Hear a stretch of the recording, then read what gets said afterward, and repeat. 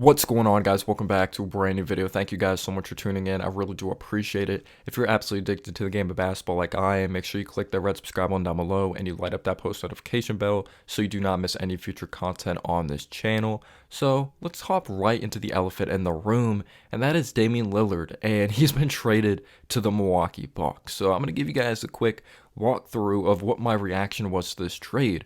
So when the breaking news went down, coming out by Shams or coming out by Agent Wojnarowski, I was actually in class. I had 20 more minutes left of my last class of the day, and I'm like, can't wait to get out of here. And obviously my notifications are off. I don't want to get notifications in class.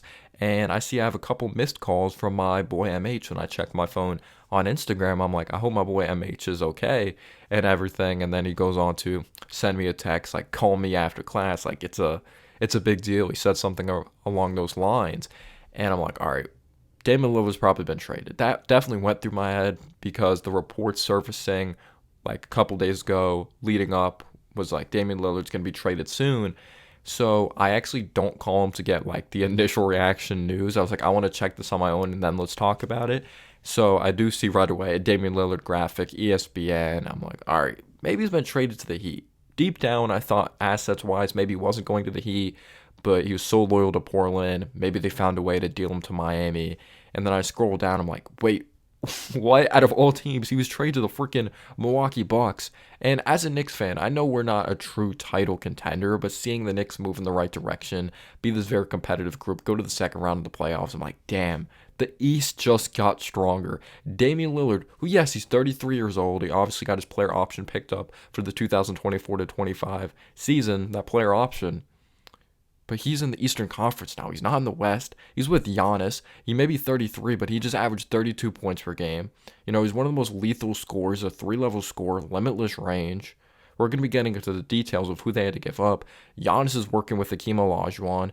Giannis obviously won MVP a few times, you know, Defensive Player of the Year, Most Improved Player, All NBA consistently, NBA All-Star, NBA Finals MVP, NBA Champion, 50 points in an elimination game, fearless player.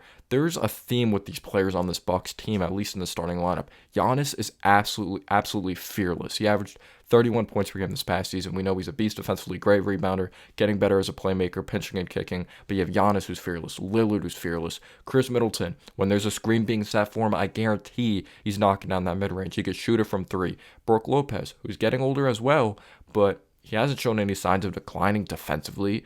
You know, he was a Defensive Player of the Year candidate last year. Versatile defender. He could space the floor, sets hard screens. I guess it does come down to that two position. Who's going to start? Is it going to be Pat Connaughton? Is it going to be Malik Beasley? But a projected lineup of, let's say, Damian Lillard, Pat Connaughton, Chris Middleton, Giannis, and Brook Lopez, we're going to be getting into the bench. But just like, holy shit, the dribble handoff actions, the screens being set, it's going to be such an unpredictable offense. What's Chris Middleton's role going to be? Because I feel like you still want him to have some type of rhythm in the offense. You know, he's a solid defensive player. He can get caught flat-footed at times. He's definitely getting up there in age. You decline defensively at the point guard position, but you get way better with the unpredictability offensively, and an extremely clutch player in Damian Lillard, who's definitely hit big shots in his NBA career. It's going to come down to health. Health is going to be a huge factor. The shot distribution. Damian Lillard averaged 21 shot attempts last year. Obviously, there were some injuries with that Trailblazers roster. You know, promising young talent, but definitely they were not a contender. No McCollum, obviously, last year. He went to the Pelicans a couple years ago. But I'm really interested in those situations down the stretch of games. Lillard going to be bringing up the rock? Are they going to be having him off the ball to space the floor? Is Giannis going to be bringing up the rock? Because we know Giannis can play make, and there might be situations Giannis has a mismatch, go dominate. Will Lillard take that deeper shot? But I just wanted to touch base on that real quick because we're still going to be getting into the trade. But if you're a Heat fan, are you pissed? You lose very good complementary pieces. You lose Max Strus to the Cleveland Cavaliers. You lose Gabe Vincent to the LA Lakers, who's going to be a contender. Jimmy Butler's a really good number two. He's a good scorer when he's being asked to score the ball. He can get buckets. But we all know that's not his game to be this natural scorer of go out there, drop like nearly 40 a night. Again, he has shown it, but anyone that has watched him in the regular season, and he was very good scoring the ball in the first round. Obviously, he dealt with an injury in the second round, but we knew he wasn't this go-to automatic scorer. Well, I feel like Lillard's more of a natural scorer, I should be saying, as Butler likes to compete on both ends. And if you brought in a Lillard, who's a damn near superstar, you could say he is a superstar. Butler could do more of his dirty work, and he could be more freshened up on offense, if you know what I mean. You have a 3-level score. Butler's more known for his mid-range territory, even though he's shown that he could hit threes. But if I'm a Heat fan, I'm kind of pissed. It's like we didn't really get better.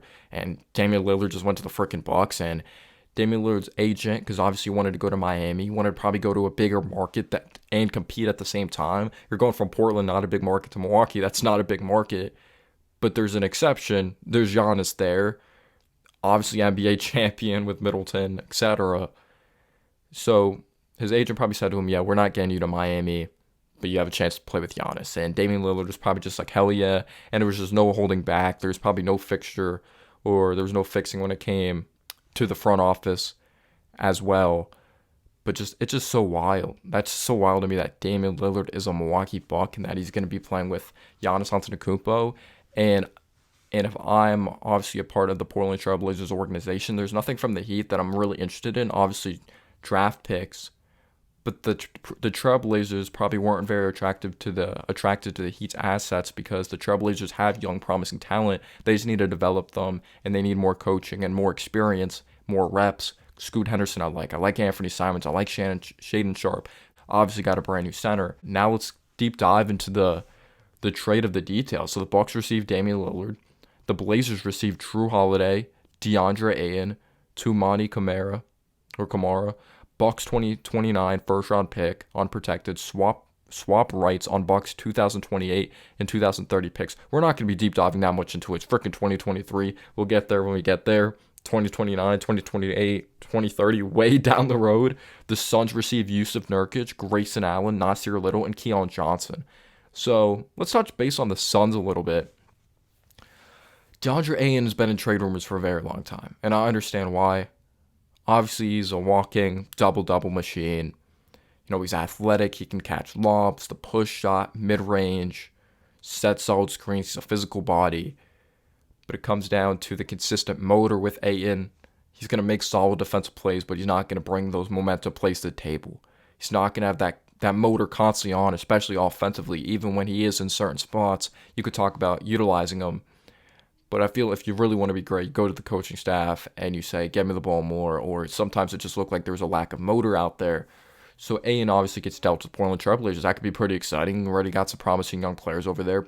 Change the scenery. Maybe that helps Ayton even more. And maybe there's a constant motivation or higher motivation. But just small market theme. Suns, small market Blazers, Bucks. But you get Nurkic. How much of an upgrade is Nurkic? Nurkic is more of a consistent physical body. He's not a great athlete, not a good athlete, solid one. He is decent hands defensively, not a high vertical athlete to block big-time shots. I believe he averaged 0.8 blocks per game last year. But I will say this, there's an element that we thought Ayton was going to have coming out of Arizona that he never developed or translated to the NBA, and that's shooting the three ball. Nurkic shot damn near 37% from three last year. Chauncey Billups got him to take threes, so maybe that could bring a brand new element to the offense, the floor spacing. You know, he has a good touch, solid from the free throw line, very solid rebounder, 9 rebounds per game. But the athleticism isn't there, and maybe it's not a big deal to some people, but this is the kicker here. You finally get that new center you want, but the last 3 seasons, this dude hasn't stayed healthy. So that's a huge Achilles heel for the Phoenix Suns. But Grayson Allen, that adds some depth. There's some questions about depth when they traded for Bradley Beal. You got Grayson Allen, who's a good shooter. Obviously had that hiccup down the stretch versus Miami. Competes defensively. Sneaky athlete. And he's kind of a little bastard, but I feel like you kind of need those little bastard players that are kind of dicks if you want to be pretty solid. Nasir Little and Keon Johnson are pretty similar when it comes to not being great three-point shooters, very raw offensively, but solid defensive players. Good athletes, but Nasir Little definitely is a stronger player. So the Suns gained some depth, and there's just a question mark there at center, though. Like, yes, Nurkic has proven to be a good NBA player, but can he stay healthy? Can he stay healthy? I thought he was going to be in Portland forever. The Blazers, if you did not know, they're going to be moving on from Jrue Holiday. Doesn't fit the timeline, and I feel whatever team gets him, it's going to be on the kind of the cheap. because the Blazers are in a position that they have quality players. You just want to see them grow and develop, that they're mostly going to be asking for draft picks. And Jrue Holiday's the type of player that it's like there's no kind of risk. I understand he's 33 years old as well as Damian Lillard, but Jrue Holiday is still a damn good defensive player. It's not his fault that the scheme of Mike Budenholzer will see what Adrian Griffin brings to the table with the Milwaukee Bucks. What his philosophy is going to be. Brand new head coach over there. Obviously, brand new coach of Frank Vogel as well. We'll see how he utilizes Nurkic with the Phoenix Suns, former Lakers coach, NBA champion, was with the Pacers, with the Magic, many teams in his career. But you're probably just going to have to give up draft picks if you're a contender and you want Jrue Holiday. You're not going to have to give up any big-time players. That's just my opinion because the way their team is constructed, they're just waiting for that team to develop, and there's no rush for the Trailblazers to be great. I made a video on how they should just trade Damian Lillard and have this brand new chapter already because they have the young guys, and you want to build this longevity, consistent winner, you got to move on. But when it comes to Holiday, any contender would want this guy. He's unselfish. He's a great teammate. This dude plays his heart out. He's a great defender. The scheme they were running, they were not doubling Jimmy. Jrue's a very good defender, but when someone's on. You don't just have Jrue Holiday one-on-one against Jimmy Butler. You need to send help, and they did not send help. So Holiday's still a good defender. He's proven to hit clutch shots on the stretch. Big-time steal on Devin Booker in Game 6 to throw the lob up to Giannis. Like, whatever team ends up getting Holiday through a trade, this dude, he's a great human being that could stretch the floor, finishes with so much physicality, average 7.4 assists. He reads the game very well. I know the Lakers are interested, the Raptors are interested. Brian Windhorst said the Knicks are interested. There's more teams I'm gonna be getting into. I actually have it right here, the teams that are interested, but there's probably more teams interested in Jrue Holiday. Who wouldn't want a Jrue Holiday? The only knack is that he's 33 years old, but he is like championship pedigree. He's proven to be a mentally tough player. Offensively can be kind of shaky when it comes to shooting splits in the playoffs. But the Lakers, Raptors, Heat, Celtics, that's a team to look out for. You could say they're still kind of looking for that point guard that they could trust consistently. The Clippers and the Knicks. So I think it's going to come down to draft compensation. But Holiday's a mentally tough player, great teammate, like I mentioned. He could pretty much do it all out there on the floor. Not a crazy offensive player, but if any adversity hits the Bucks, especially early on, which it's going to happen, it's going to be like, damn, Holiday was a true winner.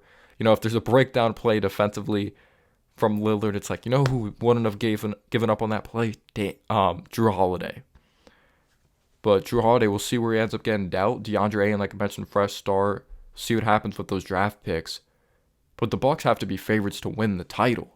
When you have a lineup of Damian Lillard, who again is getting older but still a fantastic player in this league, unbelievable.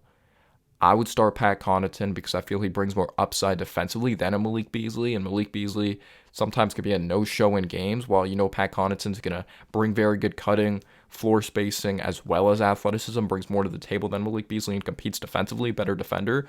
Or would you have Pat Connaughton come off the bench to provide more depth? But you have Middleton, you have Giannis, you have Lopez. I think what's really holding back this team is really injuries because you have fearless players. And how's Adrian Griffin going to be as a coach? How is he going to utilize these players? What type of offense is he going to really put together? But the dribble handoffs, there should be tons of movement. I really like. And we'll see if Giannis ends up adding a better post game, a more unpredictable post game. You know, given all that money to Hakeem Olajuwon, I would hope. But when I looked at the Bucks depth chart, I'm not in love with it though. You have Bobby Portis, who's going to be a six-man of the year candidate as long as he's a member of the Bucks. You know, he's a beast. I love Bobby Portis. You know, he brings that anger to the game, the big eyes, the floor spacing ability. He's going to be physical with you. Jay Crowder's getting up there in age though. Marjon Beauchamp, he was a rookie last year. Didn't average a ton of minutes, averaged 16 minutes per game last year. You have AJ Green, who's this guard who was a rookie last year, 9 minutes per game. Are you expecting a big role from him? They have Pat Connaughton coming off the bench in CBS Sports projected depth chart. Ty Washington, obviously he was with the Rockets. I'm not in love with their depth. So do you start Pat Connaughton? You have Malik Beasley come off the bench. Like, I like Portis, I like Connaughton, or whoever you want off the bench, Beasley. But Beauchamp, can you trust him with those minutes at this point of his career, especially if you're trying to win a championship? AJ Green shouldn't get any action. I think they're going to probably try to bring in a veteran. Isaiah Thomas, does he go to the Bucks? to provide more depth. But the starting lineup obviously looks amazing, and I think they're going to execute well down the stretch, especially when the season goes on. Maybe there's going to be some issues early on, and when it comes to who wants to be in certain spots down the stretch of games, and you go to Lillard for that three ball, and maybe they trap Giannis, and that's going to open up more for Lillard. You just have the consistent floor spacing, which is going to be amazing. But it sucks not. It's going to hurt kind of, even though I'm a Knicks fan. They're in the Eastern Conference. Not seeing Jrue Holiday in a Bucks uniform is going to be extremely weird because I just respect him. He's a immensely tough player. He's a great teammate. And I feel Lillard's legacy is kind of on the line here, that it's like, all right, Lillard's going to play with freaking Giannis. If he doesn't win a championship over there, is he a winner? Is he a winner? Is he going to end up in the Harden category if he doesn't win a championship? Even though I think he has a better attitude and wants to win more, but obviously he's very loyal to Portland as well, so he's kind of had this weird rap. But I'm excited, man. I'm very, very excited when you have this type of versatility offensively. Maybe the backcourt defensively isn't going to be great. Not fantastic, especially if you start Beasley. That's why I wouldn't start Beasley. Lillard and Beasley defensively, I'm not a fan of that. But is this a title contender? I think it is.